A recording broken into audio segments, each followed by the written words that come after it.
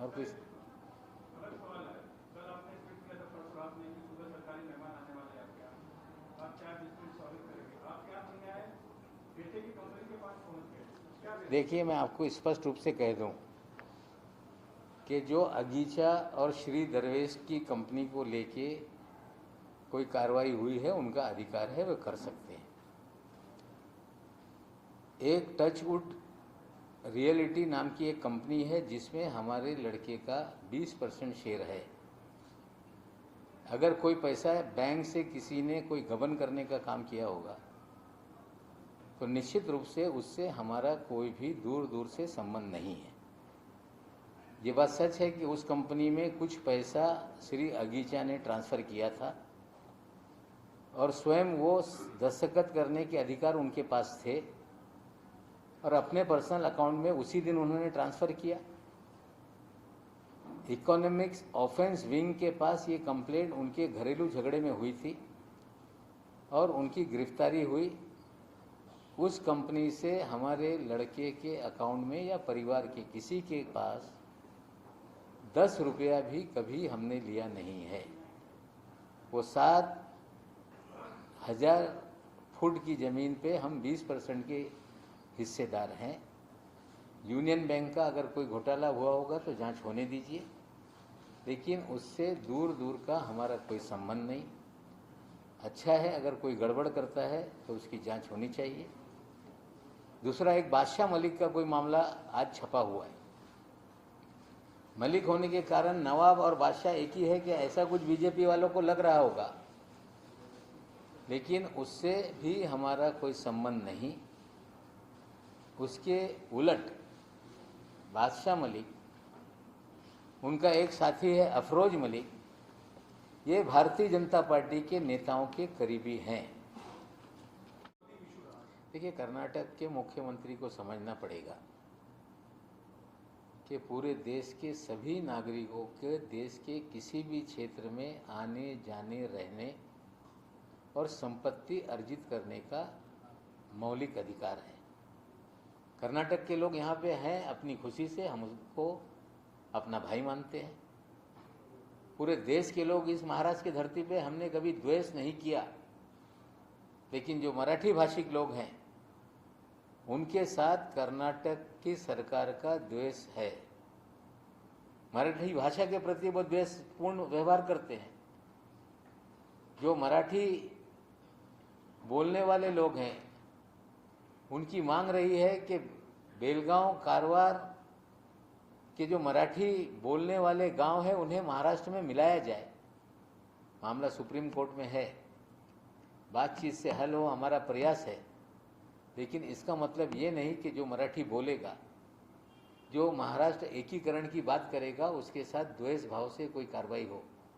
और हद तो ये हो गई कि मराठी का विरोध, महाराष्ट्र का विरोध, ये विरोध छत्रपति शिवाजी महाराज के प्रतिमा की विडंबना तक पहुंच गया।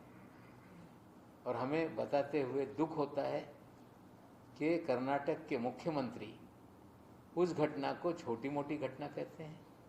छत्रपति शिवाजी महाराज देश के लोगों की अस्मिता है। अगर वो कोई उनकी विडंबना करे प्रतिमा की, तो जिम्मेदारी बनती है कि उन्हें पकड़ा जाए, कठोर कार्रवाई हो। छोटी मोटी बात करके उन्हें बचाना ये उचित नहीं है। हम इसकी निंदा करते हैं और मांग करते हैं कि मुख्यमंत्री अपने शब्द वापस लें और मराठी भाषा के द्वेष और महाराष्ट्र का द्वेष ये महाराष्ट्र तक ना ले जाए, हम उनसे विनती करते हैं। बीजेपी के नेताओं के साथ इनकी घनिष्ठ संबंध है और हमें लगता है जांच होगी तो इसमें भी बादशाह मलिक के मामले में भी बीजेपी के नेताओं के नाम सामने आएंगे। देखिए, ऐसा है कि मैं हूँ, मेरा परिवार हो, इस देश में कानूनन कारोबार करना ये सभी लोगों का मौलिक अधिकार है। हमारा परिवार इस शहर में 70 सालों से है। पिताजी का छोटा बड़ा कारोबार था, मैंने स्वयं कारोबार किया। मेरे बच्चे, भाई बहनोई सभी कारोबार करते हैं और उनका कारोबार करने का अधिकार है। हमारे पास जो भी संपत्ति है, कोई लिस्ट डाल रहा है कि ये संपत्ति इनकी है, वो फलानी संपत्ति है। हाँ, जो हमारी संपत्ति है वो इनकम टैक्स के रिकॉर्ड में हमने जो भी रिटर्न भरा है वो सारे रिकॉर्ड पे हैं। बेनामी संपत्ति रखना ये हमारा धंधा नहीं है। सारी कंपनी या जो भी व्यक्तिगत हमारे रिटर्न्स है उसकी स्क्रूटनी कई बार हो चुकी। और मैं आज आपको एक जानकारी देना चाहता हूँ कि 2015 से लगातार जब मैं बीजेपी पे हमलावर था, ईडी के लोगों ने मेल भेज के हमारे बैंक अकाउंट को जांचने का काम किया। अभी भी कुछ लोगों से पूछताछ करते हैं, पूछिए। हमें लगता है पूछना, जांच करना एजेंसियों का अधिकार है, लेकिन इस राज्य के पूर्व मुख्यमंत्री, उनके इशारे पे अगर कोई जांच हो रही है तो उन्हें जवाब देना पड़ेगा। और देवेंद्र जी को तो हम सलाह देते हैं कि आपको ओएसडी बनाने में महारत है। कैसे निजी लोगों को सरकारी ओएसडी बनाया जाता है, आपने महाराष्ट्र में सरकार बनाते समय किया। आप बन जाइए एजेंसियों के ओएसडी। और जो पार्टी राम जी के नाम पे राजनीति कर रही है, जो पार्टी धर्म का ठेकेदार बनी हुई है, उसी पार्टी के लोग मंदिरों की जमीनों को हड़पने का काम कर रहे हैं। ईडी के पास कंप्लेंट की गई है। हमें आशा है कि इस कंप्लेंट को गंभीरता से ईडी लेगी और ईडी तो जांच अपना करे। मनी लॉन्ड्रिंग का बड़ा मामला है ये। साथ ही साथ एसआईटी के माध्यम से चीज़ें आगे बढ़ रही है।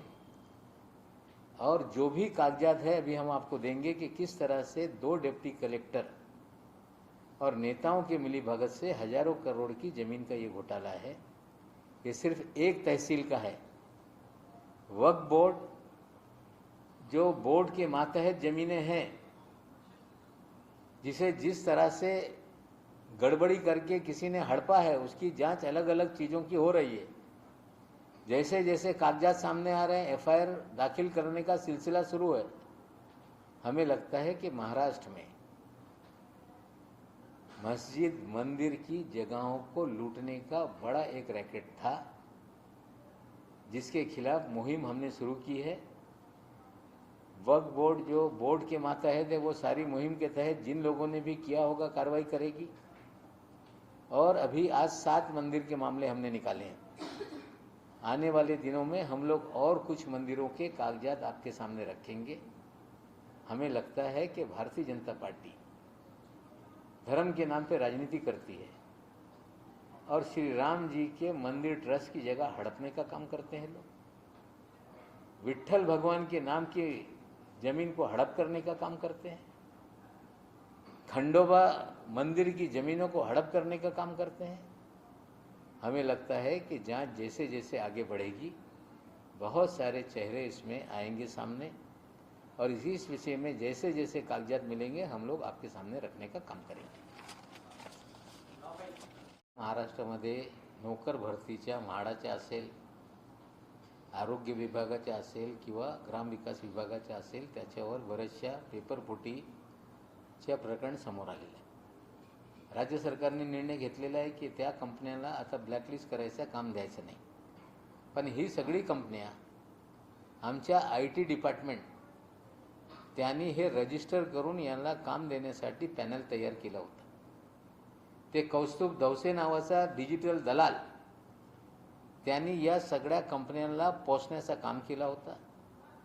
आता हे सगळं तपास सुरू असताना 2016 पासून जितक्या भरत्या या कंपन्यांच्या माध्यमातून झालेला आहे, त्याचा तपास सुरू असताना आता नागपूरपर्यंत लोकांच्या हे कनेक्शन याच्यात निघत आहे। व्यापम घोटाळ्याचे लोक याच्यात सामील आहे। आता तपास होत असताना CBI कडे द्या ही मागणी म्हणजे ह्या प्रकार दाबण्याचा आहे काय? महाराष्ट्र पोलीसच्या तुम्ही मुख्यमंत्री असताना गृह खाता तुम्ही चालवत होते, आता महाराष्ट्र पोलिसांवर अविश्वास का दाखवताय? म्हणजे 2016 पासून तपास सुरू झाल्यानंतर बरेचशा गोष्टी बाहेर येतील, त्यासाठी CBIला द्या ही मागणी म्हणजे लोकांना वाचवण्यासाठी हे मागणी विरोधकांकडून करण्यात येत आहे। तुमचं म्हणणं आहे की या सगळ्या कंपन्यांनी हो आधीच्या सरकारने जे डिजिटल सगळं भानगड सुरू केला होता, त्या सरकारने या कंपन्यांच्या काही पॅनल तयार केला होता. या कंपन्यांच्या माध्यमातून बऱ्याचशा भरत्या झाली. व्यापमच्या पण त्यांचा लिंक आहे. आता तपास चालू असताना 2018ची पण काही प्रकरणं समोर येत आहे. TETच्या परीक्षेमध्ये पण समोर निश्चित रूपाने हे आमच्या एज्युकेशन विभागाने सांगितलेल्या मंत्र्यांनी की आम्ही 2016पासून हे तपास करू. या कंपन्यांनी ज्या ज्या कामं या महाराष्ट्रामध्ये केलेल्या आहे त्या सगळ्यांचा तपास होऊ द्या. जे कोणी आप बन जाइए एजेंसियों के OSD, बना दीजिए आपके प्रवक्ता को ईडी का प्रवक्ता, कम से कम तनख्वाह तो चालू हो जाएगी. आपके बगल बच्चे जो बार बार इधर उधर खबरें फैला रहे हैं उनको भी ईडी का कॉन्ट्रैक्ट बेसिस पे क्लर्क बनाने का काम कर दीजिए. हमें लगता है बहुत ज़्यादा सहयोग होगा. लेकिन ये समझ ले बीजेपी के लोग कि नवाब मलिक को आप कितना भी डराने का काम करेंगे, नवाब मलिक डरने वाला नहीं है. हमने जो बीड़ा उठाया है फर्जीवाड़ा, अलग अलग चीज़ों का उजागर करने का, निश्चित रूप से बहुत सारे फर्जीवाड़े हैं. हम फर्जीवाड़ा उजागर करेंगे. इनामी जमीन का फर्जीवाड़ा भी उजागर होगा. बेनामी संपत्ति का भी फर्जीवाड़ा उजागर होगा. एजेंसियों के माध्यम से वसूली का धंधा भी उजागर होगा. पूर्व में हमने बहुत सारे उगाही के मामले उजागर करने का काम किया. हमें लगता है कि कोई गलत हो और कोई व्यक्ति उसे उजागर करने का काम करे तो खाड़े साहब को भी जान से मारने का बार बार प्रयास होता रहा है. इनके खिलाफ भी फर्जी मामले बनाए जाते हैं, लेकिन हमारे साथी कोई फर्जी मामलों से डरने वाले नहीं हैं. जो भी गलत होगा उस पर कार्रवाई होनी चाहिए. और जो गलत चीज़ें हुई हैं महाराष्ट्र की धरती में या हो रही हैं, वो धीरे धीरे हम उजागर करने का काम करेंगे.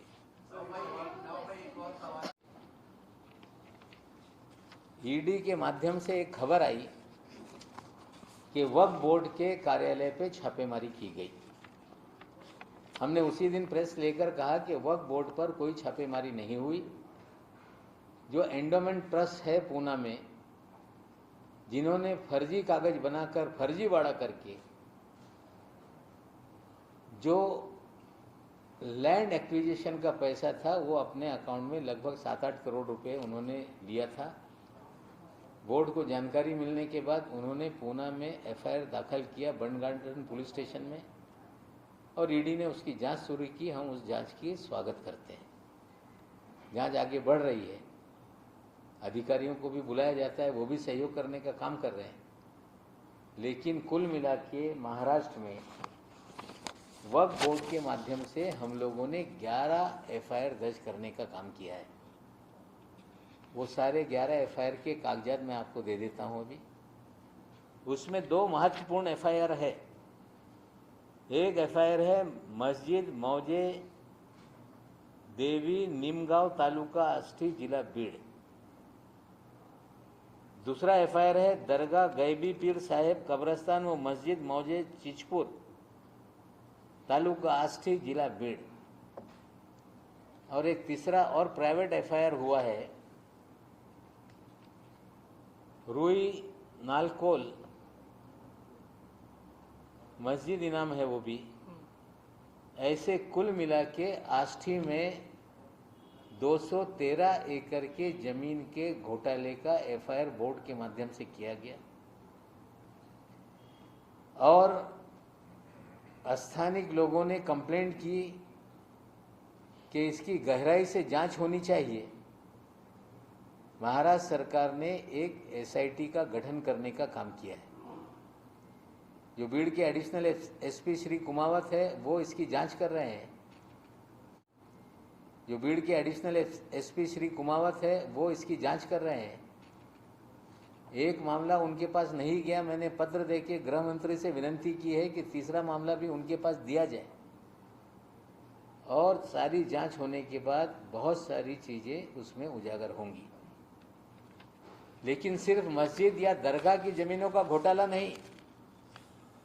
हमारे पार्टी के नेता हैं राम खाड़े साहब, इन्होंने और हिंदू मंदिर की ज़मीनों का घोटाला भी उजागर करने का काम किया है, जिसमें मुर्शदपुर में 41 एकड़ 32 गुंठा जमीन जो विट्ठल भगवान है, विठोबा जिसको हम कहते हैं, उनके ट्रस्ट की जमीन है। पांडरी गांव में तालुका आष्टी खंडोबा मंदिर की जमीन है, वो 35 एकड़ जमीन।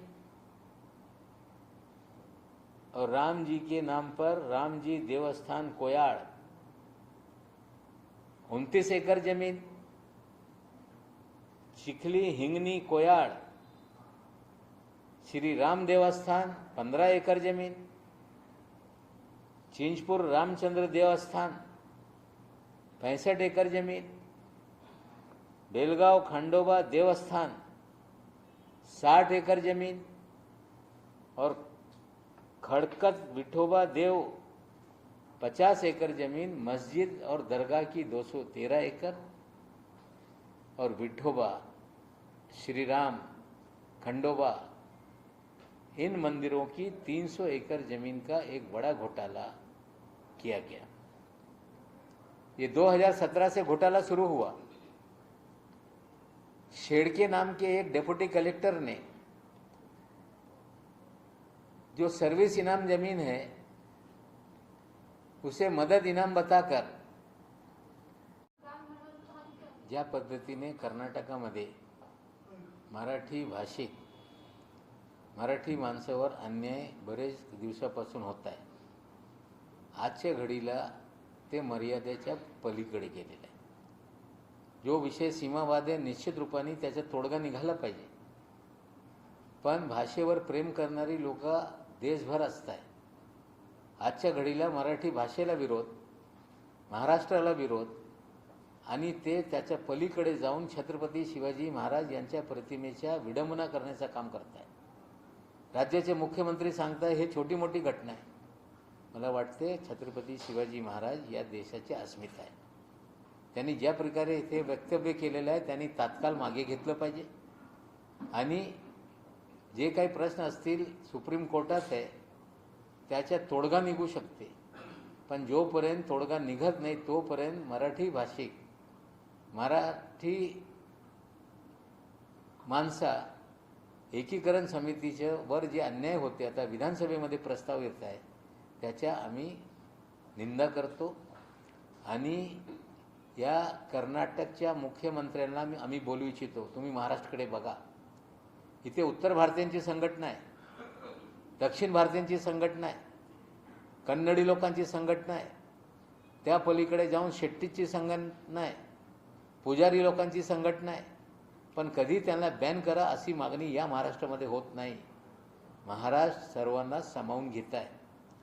या देशातल्या प्रत्येक नागरिकांना कुठे राहायचं आहे, कुठल्या पद्धतीने जगायचं आहे, कुठे संपत्ती अर्जित करायची आहे, हे मौलिक अधिकार असताना त्याच्यावर गदा आणण्याचं काम जर कर्नाटक सरकार करत असेल ते महाराष्ट्राची जनता त्याला सहन करणार नाही। त्यांनी या प्रकारचे प्रस्ताव तात्काळ स्थगित करावे, आम्ही ही मागणी करतो। उसे मदद इनाम बताकर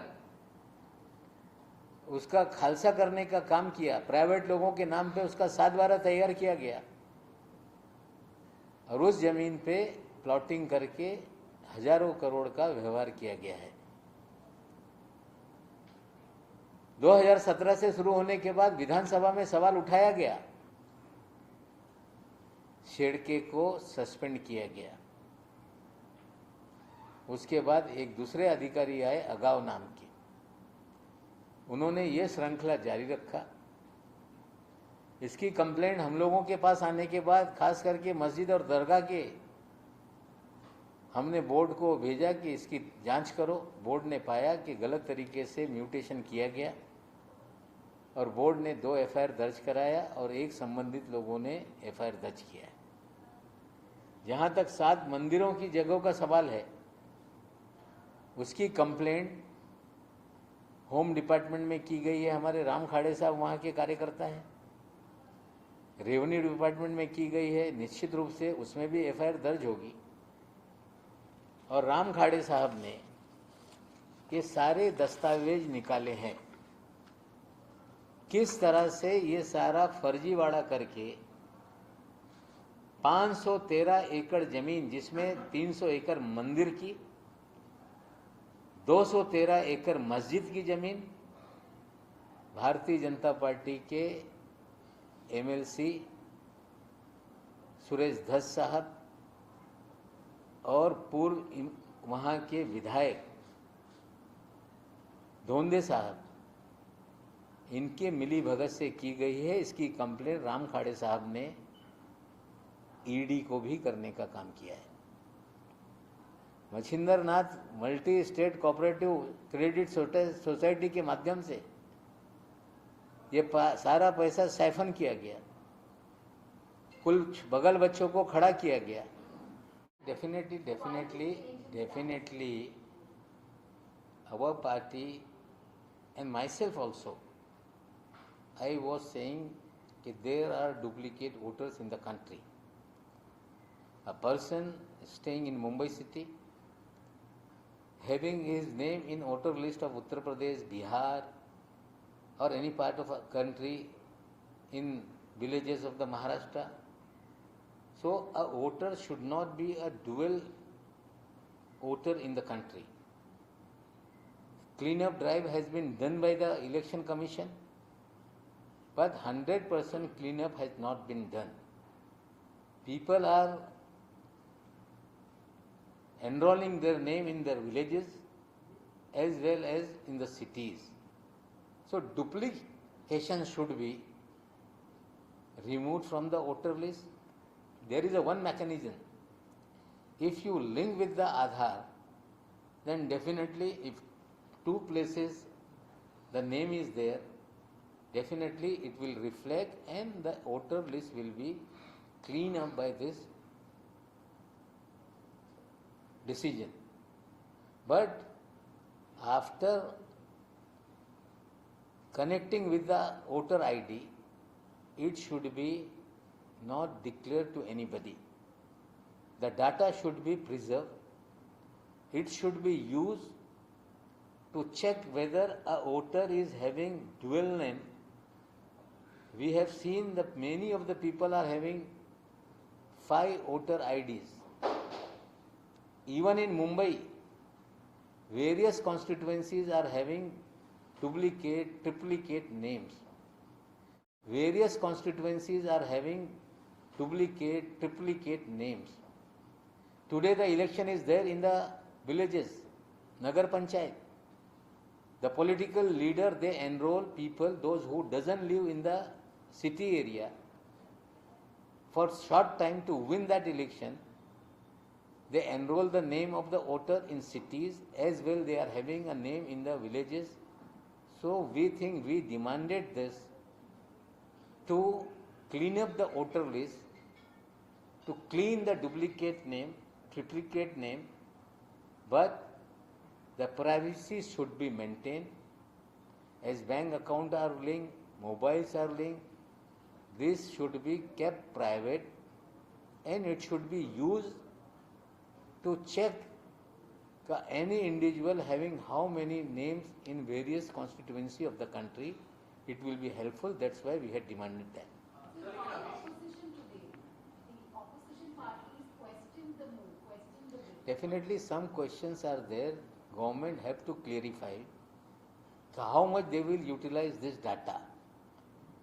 Our only concern to use this data to clean up the voter list of the country. Beyond that, the use of this data should not be there. सगळ्यांच्या तपास होऊ द्या. जे कोणी दोषी असतील निश्चित रूपाने त्यांच्यावर कारवाई होतील.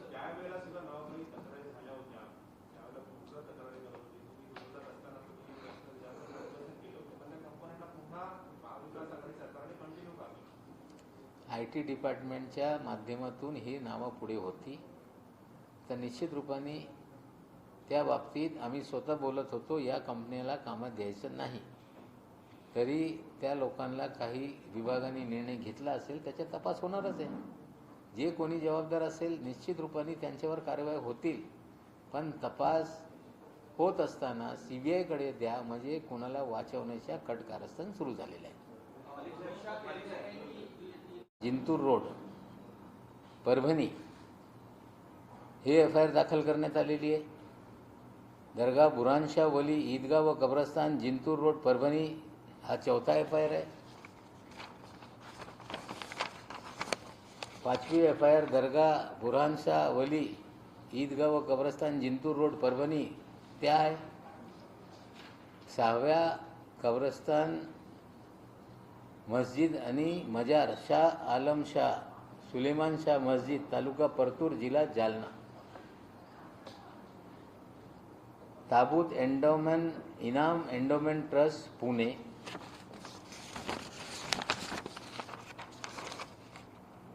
जुम्मा मस्जिद ट्रस्ट बदलापूर ठाणे.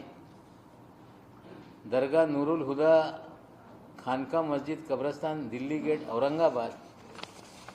आणि 2 गुन्हे आष्टीमध्ये मस्जिद मौजे देवस्थान तालुका आष्टी जिल्हा बीड. दरगाह गैबी पीर साहेब कब्रस्तान मस्जिद मौजे चिशपूर तालुका आष्टी जिल्हा बीड. आणि त्याचबरोबर आणखीन एक प्रायव्हेट लोकांनी एक मस्जिदीच्या बाबतीत गुन्हा दाखल केलेला आहे. त्याची पण माहिती शेख मोहम्मद बुवा देवस्थान टाकडी रुई असे हे मस्जिद आणि दर्गाचे आष्टीमध्ये 3 गुन्हा दाखल आहेत. एकंदरीत आष्टीमध्ये 3 दर्गा आणि मस्जिदच्या जागेवर बेकायदेशीरपणे जे सर्व्हिस इनाम जमीन होती त्याला मदत इनामच्या फेरफार करून अधिकाऱ्यांनी त्या जागेचा खालसा केला. कब्रस्तान मस्जिद मौजे चिशपूर तालुका आष्टी जिल्हा बीड. आणि त्याचबरोबर आणखीन एक प्रायव्हेट लोकांनी एक मस्जिदीच्या बाबतीत गुन्हा दाखल केलेला आहे. त्याची पण माहिती शेख मोहम्मद बुवा देवस्थान टाकडी रुई असे हे मस्जिद आणि दर्गाचे आष्टीमध्ये 3 गुन्हा दाखल आहेत. एकंदरीत आष्टीमध्ये 3 दर्गा आणि मस्जिदच्या जागेवर बेकायदेशीरपणे जे सर्व्हिस इनाम जमीन होती त्याला मदत इनामच्या फेरफार करून अधिकाऱ्यांनी त्या जागेचा खालसा केला. खाजगी नाव त्याच्यावर चढवण्यात आले आणि ते प्लॉटिंग करून बेचण्याचं काम सुरू झाला होता. आणि आमच्याकडे तक्रार आल्यानंतर आम्ही ह्या 2 FIR दाखल केलेले आहे. त्याचबरोबर आमचे कार्यकर्ते राम खाडेसाहेब इथे बसले. त्यांनी आष्टीमध्ये एकंदरीत 10 देवस्थानाच्या जमिनीच्या घोटाला त्यांनी समोर आणलेला.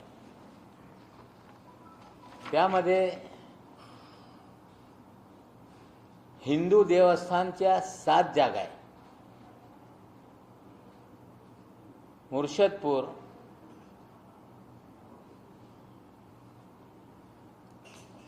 एकतालीस एकर 32 गुंठे. म्हणजे आधीचा मी तुम्हाला हे वक्फ बोर्डाचे ते जमिनीच्या एरिया सांगतोय. वक्फ बोर्डाच्या एकंदरीत 213 एकर जमीन आहे. त्याच्यात मस्जिद इनाम 60 एकर, रुई नलकोल 103 एकर. देवी आमच्या स्पष्टपणे मत आहे की जो भारतीय जनता पक्ष हे रामाच्या नावाने राजकारण करते. तो भारतीय जनता पक्षाच्या नेते प्रभू रामच्या देवस्थानची जागा हडपताय. विठोबाच्या नावाच्या देवस्थानच्या जागा हडपताय. 7 मंदिरच्या ट्रस्टच्या जागा हडपून हजारो कोटी रुपयाच्या लाटण्याचा धंदा भाजपच्या माध्यमातून झालेला आहे. आणि आम्हाला अपेक्षा आहे की ईडी सारखी संस्था त्याच्यावर कोणीही अविश्वास दाखवत नाही. या 10 देवस्थान, त्याच्यात 3 मुस्लिम लोकांचे देवस्थान आहे, 7 हिंदू देवस्थान आहे. या जमिनीचा हजारो कोटीचा घोटाळा झालेला आहे. SITच्या माध्यमातून वक्फच्या जमिनीच्या बाबतीत हे तपास तो चालूच आहे. देवस्थानाच्या बाबतीत रेव्हेन्यू मिनिस्टरला सांगून आम्ही ते पण या SITकडे 7 प्रकरणं सोपवावे हे पण विनंती करणार आहोत. आणि आम्हाला अपेक्षा आहे की या महाराष्ट्रामध्ये जे देवस्थानाची जमीन आहे, तो मुस्लिम देवस्थान असतील, मस्जिद दर्गा असतील किंवा वेगळे वेगळे देवाच्या नावाने जे जमिनी या महाराष्ट्रामध्ये आहे, जे जागा हडपण्याचं काम या महाराष्ट्रामध्ये सुरू आहे. निश्चित रूपाने आम्ही हे सुरुवात केलेली आहे. आणि वक्फ बोर्डाच्या बाबतीत बरेचसे तक्रारी प्राप्त होत आहे. त्याच्या बोर्डाच्या माध्यमातून त्यांना कायदेनी सर्व अधिकार आहे. त्यांना स्पष्ट संकेत देण्यात आलेला आहे की जे तक्रारी तुमच्याकडे उपलब्ध होत आहे, कागद तपासा. कोणी कितीही मोठा माणूस असेल, कुणाची गय करायची नाही. एक SITची नेमणूक केलेली आहे आणि त्यांच्याकडे 2 गुन्हे हे त्यांनी तपास सुरू केलेले आहे. आम्ही त्यांना विनंती केली की एक पत्राद्वारे मी विनंती स्वतः केली की मौजे चिंचपूर मस्जिदच्या जागाच्या SITमध्ये उल्लेख नाही, हे पण एक केस SITला दिलं पाहिजे. म्हणजे वक्फच्या जमिनीच्या केससाठी देवी निमगावच्या SIT नेमण्यात आलेली आहे. तिन्ही केस हे SITच्या माध्यमातून ॲडिशनल SP श्री कुमावत हे तपास करणार आहे आणि निश्चित रूपाने याच्यातून सत्य जे बाहेर येणार आहे. आणि 7 देवस्थानाच्या बाबतीत हे तक्रारी श्री खाडे यांनी केलेलं आहे. आणि ती तक्रार ते गृह खात्याकडे करण्यात आलेली आहे, रेव्हेन्यू खात्याकडे करण्यात आलेली आहे. आणि त्याचबरोबर श्री राम खाडे साहेबांनी एन्फोर्समेंट डायरेक्टरेटकडे पण हे सगळ्या 10 प्रकरणाच्या तक्रारी केलेली आहे. याच्यातून Machhindar multi state cooperative credit society याचा सहभाग आहे. या सगळ्या जागा खालसा करत असताना या कोऑपरेटिव्हच्या माध्यमातून जे बगल बच्चे तयार करण्यात आले, त्यांच्या खात्यात पैसे गेले. त्या पैशातून खरेदी खत करण्यात आला. आणि त्यामध्ये तिकडचे 2 नेत्यांची नावं या ईडीच्या तक्रारीमध्ये आहे. एक भाजपचे सध्याचे आमदार सुरेश धस साहेब, त्यांच्या नाव आहे. त्याचबरोबर आष्टीचे माजी आमदार श्री धोंदे यांच्या नावानी पण हे तक्रार झालेली आहे. मागच्या काही दिवसापूर्वी ईडीने वक्फ बोर्डच्या कार्यालयावर छापा अशी बातम्या फिरली होती. त्याच दिवशी पत्रकार परिषद घेऊन आम्ही खुलासा केला होता की बोर्डाच्या कार्यालयावर कुठल्याही छापेमारी झालेली नाही. त्या उलट पुण्यातला एक ट्रस्ट एंडोमेंट ताबूत ट्रस्ट या प्रकरणामध्ये जे FIR बोर्डाच्या माध्यमातून दाखल करण्यात आला होता त्या प्रकरणामध्ये चौकशी ईडीने सुरू केली. आम्ही त्याचे स्वागत करतो. काही अधिकाऱ्यांना त्यांनी जाब विचारलेला आहे. निश्चित रूपाने ते त्यांना जे काही माहिती आहे ते पुरवत आहे. आणि त्याचबरोबर मी आपल्याला सांगू इच्छितो की महाराष्ट्रामध्ये बोर्डाच्या माध्यमातून एकंदरीत 11 FIR आम्ही दाखल केलेले. त्याच्यात पहिला FIR दर्गा हजरत जियाउद्दीन रफाई देगलूर तालुका जिल्हा नांदेड ही FIR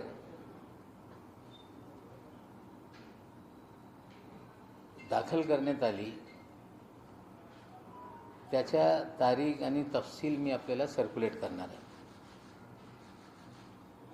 त्याचबरोबर दर्गा हजरत मौलाना साहेब पैठण तालुका पैठण जिल्हा औरंगाबाद हे FIR दाखल करण्यात आलेली आहे. त्याच्या पण तारीख आणि FIR नंबर आपल्याला देणं काम सुरू झाला होता. आणि आमच्याकडे तक्रार आल्यानंतर आम्ही ह्या 2 FIR दाखल केलेले आहे. त्याचबरोबर आमचे कार्यकर्ते राम खाडेसाहेब इथे बसले. त्यांनी आष्टीमध्ये एकंदरीत 10 देवस्थानाच्या जमिनीच्या घोटाला त्यांनी समोर आणलेला. त्यामध्ये हिंदू देवस्थानच्या 7 जागा आहे. मुर्शदपूर,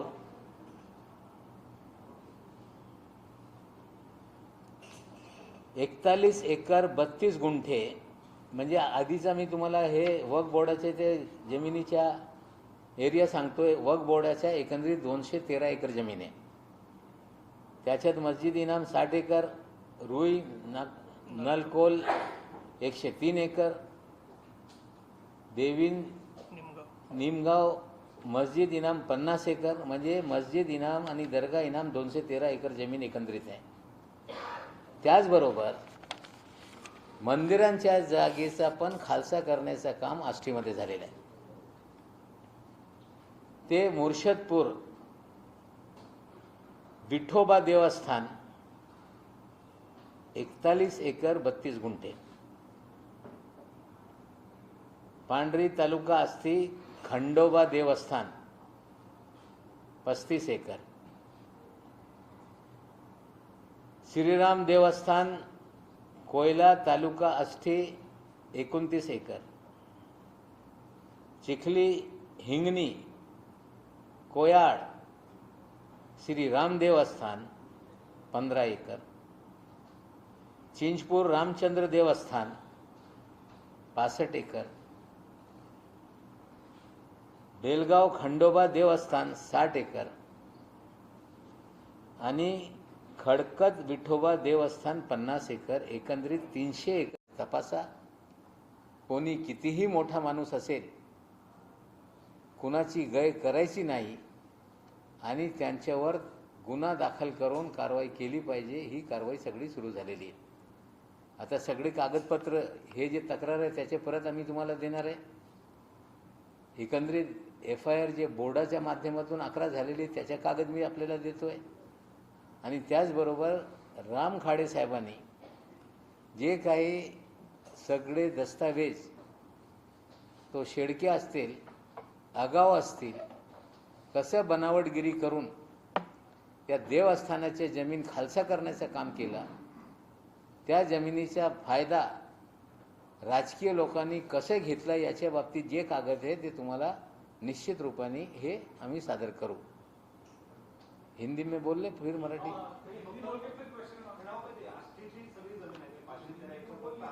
30 एकर,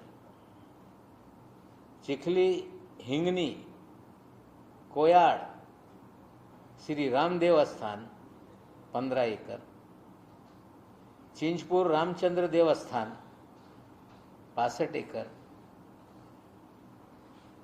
बेलगाव खंडोबा देवस्थान 60 एकर आणि खडकत विठोबा देवस्थान 50 एकर, एकंदरीत 300 एकर जमीन हे हिंदू देवस्थानाचे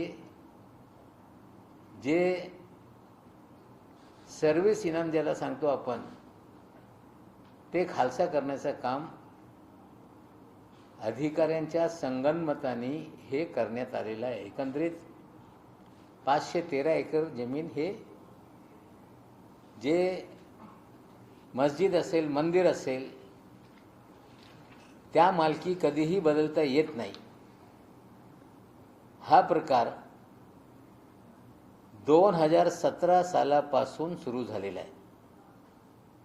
त्या काळामध्ये डेप्युटी कलेक्टर शेळके होते, NR शेळके. त्यांनी हे खालसा करण्याचा उद्योग सुरू केल्यानंतर विधानसभेमध्ये याच्या बाबतीत प्रश्न विचारण्यात आला आणि नंतर त्यांना सस्पेंड करण्यात आला होता. त्यानंतर दुसरे अधिकारी आले, प्रकाश अगाव नावाचे डेप्युटी कलेक्टर, आणि 2017 पासून 2020 पर्यंत एकंदरीत देवस्थानाच्या जमीन हडपण्याचा उद्योग या आष्टीमध्ये झालेला आहे. याच्या बाबतीत 2 FIR दाखल असताना व्यवस्थित तपास झाला पाहिजे, त्यासाठी गृहमंत्र्यांकडे तक्रार झाली आणि गृहमंत्री महोदयांनी